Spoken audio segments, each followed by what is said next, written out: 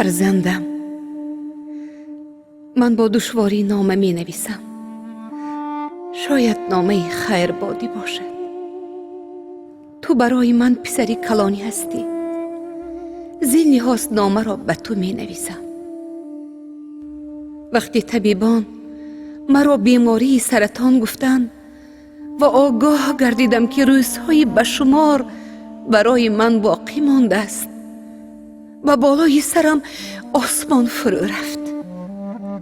هر شب به تو و عکاهایت نگاه میکنم. گویا سیر میگردم اما سیر نمیکردم. من از مردن خود نمیترسم.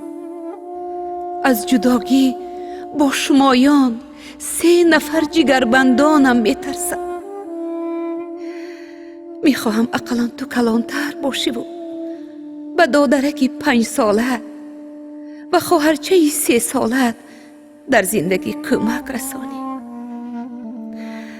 من چه خیلی دل کنم و از دنیا روم پسرم. برایم خداوند با 3 سال دیگر عمر میداد. تو 10 ساله می شدی. پسرم، من این نامه را به خالت می دهم. وقتی که به وای می رسی به تو می دهد. تو از همه کلانی باید هوشیار و دستیار باشی. برای عکاهایت مهربان شو. در مشکلیشان با آنها باش. وقتی که عائله دار می شوی در یک دست همسرت، در دست دیگرت عکاهایت را گیر. بچه جانم، خصلت های نیک انسانی را پیش نما. به بیچاره و دست افتاده کمک نما. با دوستانی جانی هم نفس شو.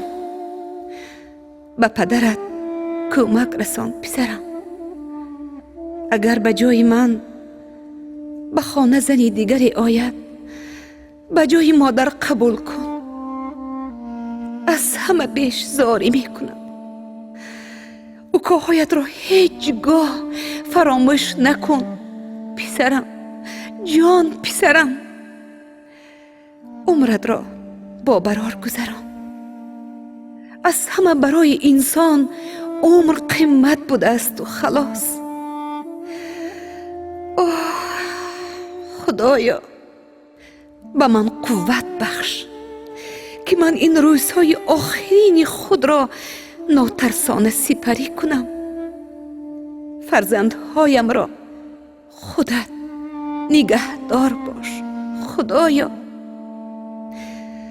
صورتهای زیاد، نوارهای زیاد با فرزندانم گرفته میمانم تا که در یادشان باشم.